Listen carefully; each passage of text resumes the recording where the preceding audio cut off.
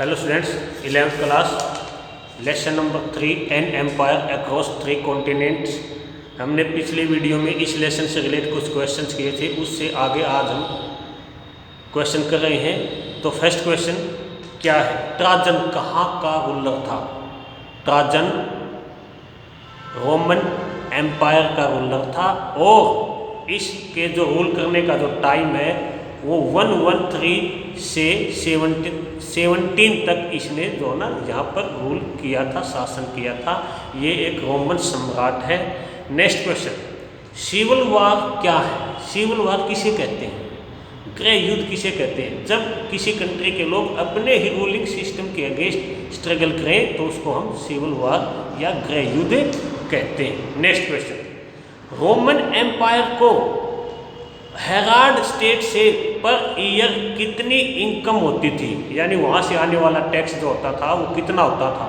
54 लाख दिनारियस, यानी 54 लाख दिनारियस, जो किसके बराबर माना जाता है? 1,25,000 किलोग्राम गोल्ड के बराबर माना जाता है। दिनारियस का वेट कितना होता था? जो एक प्योर सिल्वर कॉइन है, इसका वेट 4.5 ग्राम होता था। ये जो ना चांदी का बना सिक्का है। रोमन साम्राज्य की, रोमन एम्पायर की सेकेंड सेंचुरी में पॉपुलेशन ऑलमोस्ट कितनी थी? सेकेंड सेंचुरी एडी यानी दूसरी शताब्दी में रोमन एम्पायर की पॉपुलेशन ऑलमोस्ट 6 करोड़ थी। नेक्स्ट क्वेश्चन, सेना में जो मिलिट्री वहाँ की थी उसमें सेनेटर का रोल हमेशा बड़ा उस पर होता था। तो उसके ऊपर एक रोमन एम्पायर ने पाबंदी लगा दी थी कि सेना में अब जो है वो सेनेटर्स की इम्पोर्टेंस एक तरह से उसने घटा दी थी या उनके ऊपर बैन लगा दिया था। वो रूलर कौन है?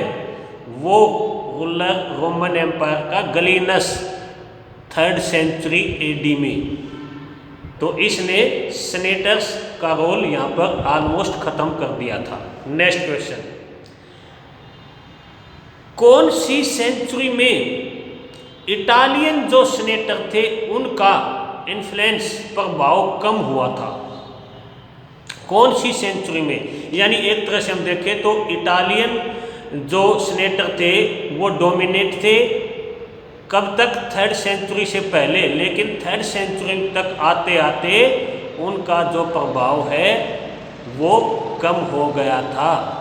नेक्स्ट क्वेश्चन, मैं आपको ये बता दूं कि पॉलिटिकली और इकोनॉमिकली भी इटली का एक तरह से डिक्लाइन हो गया था। कौन सी सेंचुरी में? 3rd सेंचुरी में।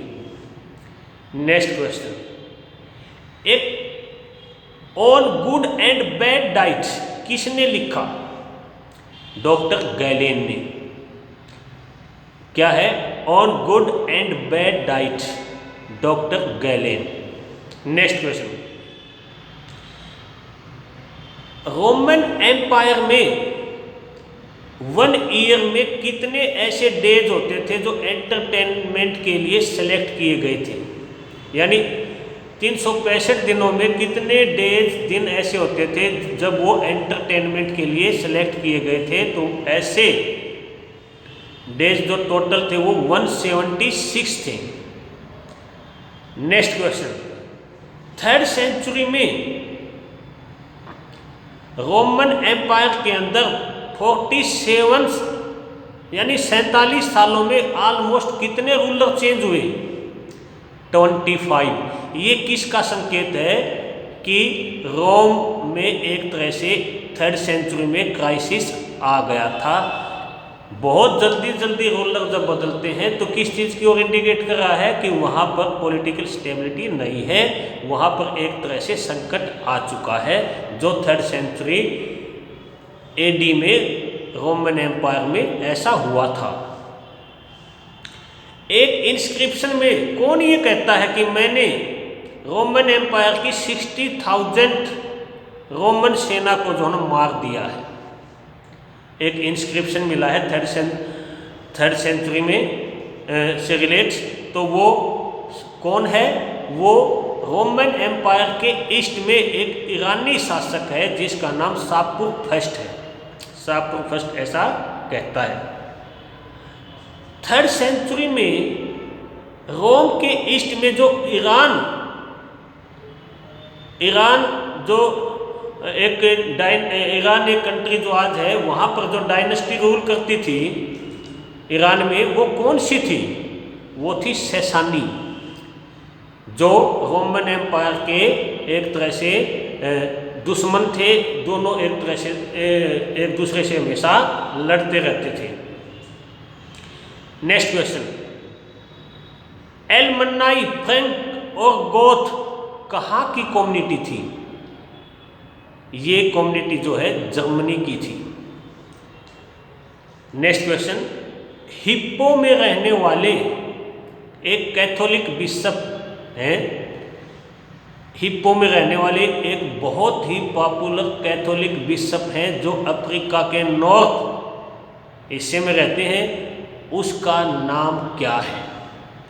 जो ये कहता है कि मेरे पिता द्वारा मेरी माँ को बार बार पीटा जाता था, ऐसा वो बिशप, कैथोलिक बिशप है, उसका नाम है सेंट ऑगस्टिन। नेक्स्ट, वोल्केनो से 79 एडी में एक सिटी, एक शहर जो है वो एक तरह से दफन हो गया था। उस शहर का नाम रोमन एम्पायर में क्या था? आंसर है पोम्पई। पोम्पई शहर नष्ट हो गया था। रोमन एम्पायर में लिटरेसी जो है ना वो बहुत ही कम थी। ये कब तक बनी रही?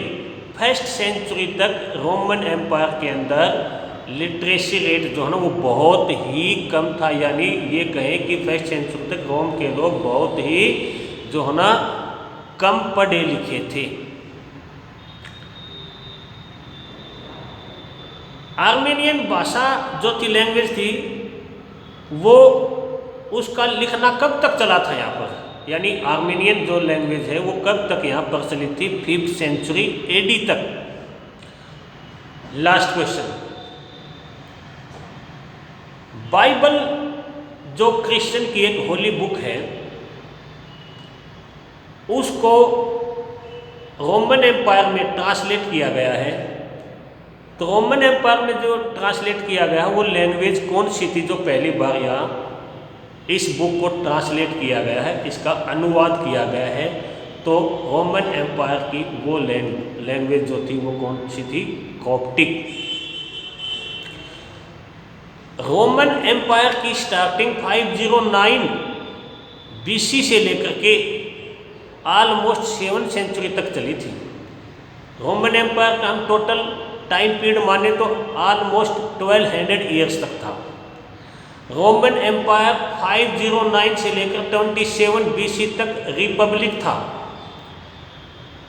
बट 509 में जूलियस सीजर के अडॉप्टेड सन ऑगस्टस ने सीनेटर को एक तरह से कंट्रोल कर लिया। बनाए तो रखा पर कंट्रोल कर लिया और अपनी मर्जी से शासन रूल चलाया।